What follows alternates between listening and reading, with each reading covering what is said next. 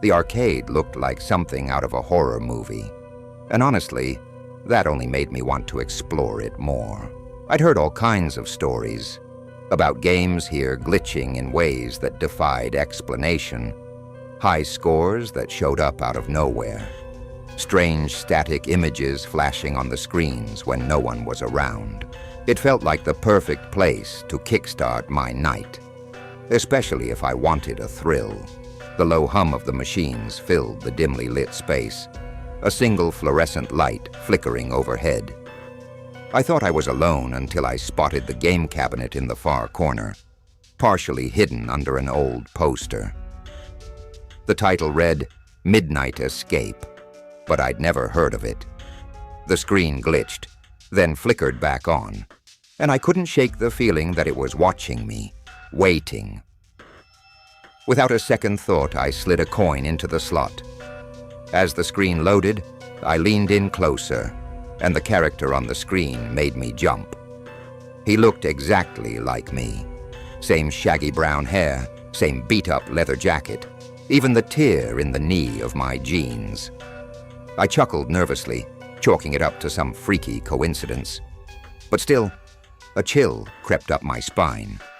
I hit start, and my character was thrown into a maze, the screen flashing with harsh neon colors as the background music turned to a faint, distorted hum. Something about the maze was disorienting. Every pathway looked the same, looping in on itself like a never-ending trap. I pushed the joystick forward, guiding my avatar through the tight, winding corridors. Then, out of nowhere, a voice crackled from the speakers, low and almost whispered, like it was speaking just to me. "Ben, come closer." I froze, heart hammering in my chest. My name. It was calling my name. The screen flickered, and a single word appeared in jagged red letters. "Run." I gripped the joystick tighter, ignoring the prompt, my hands suddenly clammy. I wasn't about to back down. After all, it was just a game. But then every light in the arcade flickered and blinked out, plunging me into absolute darkness. The humming of the machines stopped, replaced by an unsettling silence that seemed to fill the room. I could barely breathe. Just as suddenly, the lights flickered back on. But the arcade wasn't the same. The place felt darker, somehow smaller, and every machine was active, their screens flashing erratically, filling the space with the same distorted, repetitive chant, "Ben, Ben, Ben." I swallowed hard, forcing myself to look back at Midnight Escape. My character was moving on its own now, darting through the maze, and I couldn't do anything to stop it. As I watched, a shadowy figure appeared on the screen, lurking in the distance, inching closer with every turn. My stomach twisted. I jammed the joystick, but it was locked, the buttons frozen under my fingers. The maze walls on screen twisted and stretched, forming hollow, grinning faces that turned to look straight at me, their eyes empty and cold. A metallic taste filled my mouth as I bit down on my lip. I could feel something behind me, a presence that was more than just a shadow, a weight pressing against my back. I whipped around, but nothing was there, or at least nothing I could see. I turned back to the screen, only to see the figure drawing closer to my avatar. Every time it stepped forward, the screen would fill with static, and its face pressed closer, almost like it was straining against the glass. I pushed back from the cabinet, struggling to break free from the joystick's hold. The coin return spit out coins in a torrent, scattering across the floor like metallic rain. The screen flashed, and words appeared in blood-red letters, "No more lives left." I staggered backward, gasping for air, finally free of the machine's grip. But something was still wrong. My shadow, stretched out on the floor, began to move independently, elongating and warping into the shape of that same dark figure from the game. The shadows slithered around my feet, reaching up like fingers ready to pull me down. I turned to bolt, but as I ran, the arcade around me transformed, the walls bending and stretching until I found myself inside the maze from the game. I was trapped, the tight corridors looming over me, silent, save for my own frantic breathing. I ran through the endless twists and turns, each path identical, every turn leading me right back to where I'd started. It felt like the walls were closing in on me, each one colder and darker than the last. I rounded a corner, my heart pounding, only to stop dead in my tracks. The shadow figure was there, waiting for me, its hollow eyes gleaming, its grin stretching far too wide. I opened my mouth to scream, but my voice caught in my throat, strangled by fear. The figure lunged forward, arms outstretched, ready to pull me into the darkness. And then I jolted awake, gasping, staring at the arcade cabinet. I was still in front of Midnight Escape, my hands shaking, my clothes damp with sweat. Had it all been some kind of nightmare? My legs felt like they'd barely support me, but as I started to turn away, something on the screen caught my eye. I froze. The high score list was flashing, and there at the top was my name, followed by two simple words, "You're next." My stomach dropped. A new message appeared, almost like a whisper. "Insert coin to continue." I scrambled to leave, reaching for the door, but it wouldn't budge. I turned around, panic rising in my chest, and there it was, the shadow figure, waiting for me just a few steps away, its dark grin spreading even wider as it reached for me.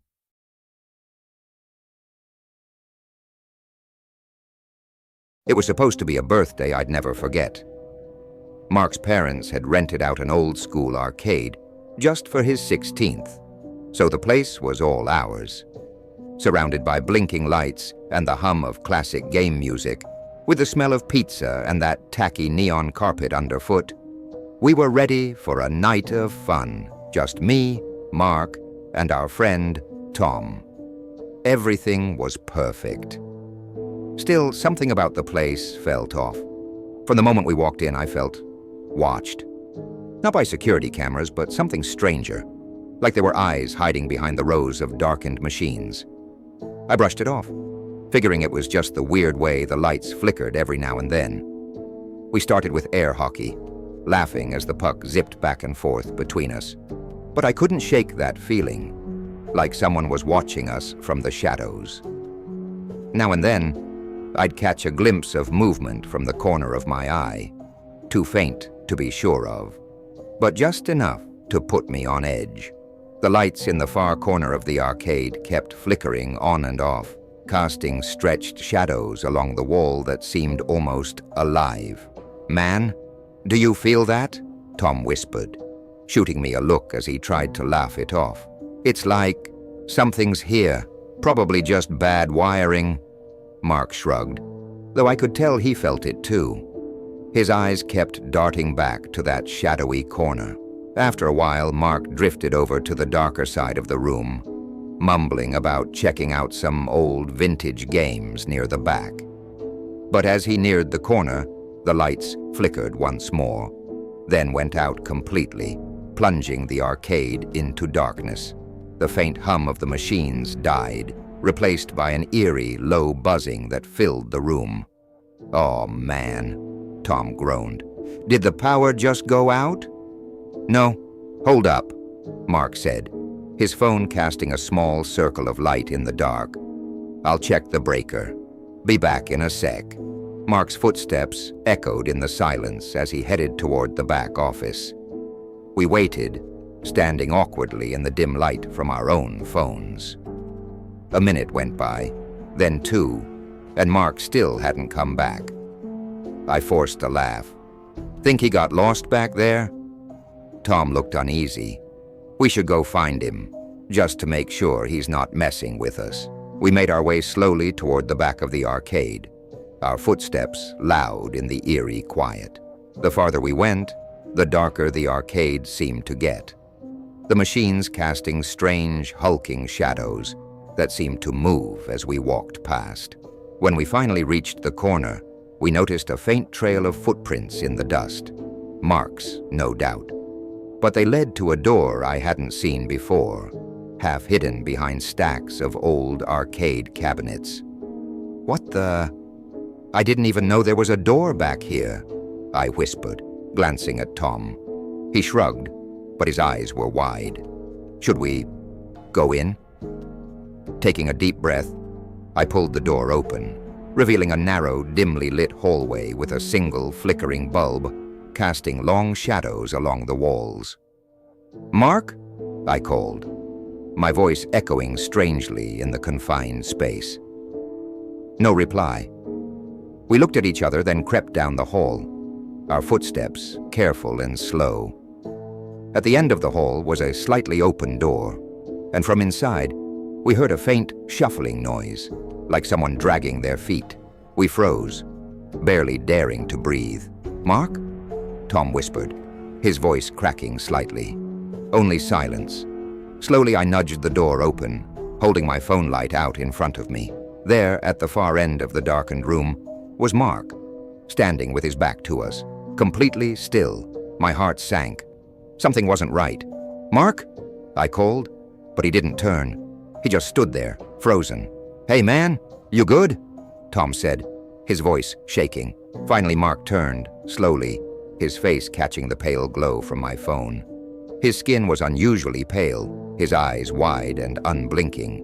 He looked terrified. "We have to leave," he whispered, so quietly it was barely audible. "We need to leave. Now." Before we could ask him what was going on, we heard a low, rumbling growl echoing from the far corner of the room. We swung our lights around, and there, in the shadows, was a tall, distorted figure, its body twisting like smoke, with red pinpoints of light for eyes, watching us intently. "Run!" Mark shouted, and we bolted, sprinting down the narrow hallway as fast as we could. The thing followed, scraping against the walls, its footsteps heavy and close behind. We stumbled over each other, our breath coming in short gasps, as we finally burst back onto the main arcade floor. The lights flickered back on, bright and blinding. The music and hum of the machines resumed, filling the room like nothing had ever happened. Tom, Mark, and I stood there panting, glancing around in shock.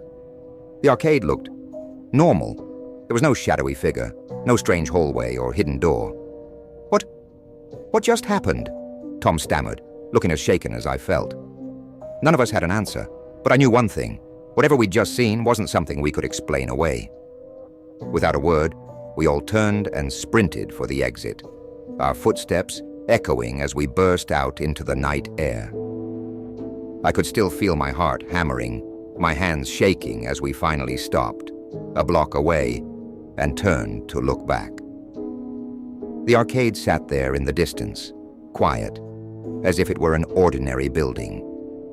But as we stared, I could have sworn I saw a faint glow from the window, the same flickering light from that shadowed room, and in it, the faint outline of that shadowy figure, watching us leave.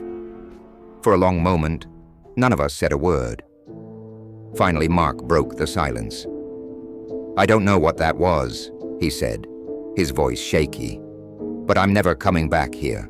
Tom and I didn't argue. We made a silent pact that night, a promise to never set foot in that arcade, or any other, for a long time. We never spoke about it again. But sometimes in my nightmares, I see those glowing red eyes, hovering just at the edge of the darkness, waiting, like it's still out there, wanting us to come back. And I always hear its echoing whisper like a warning, "Don't get caught."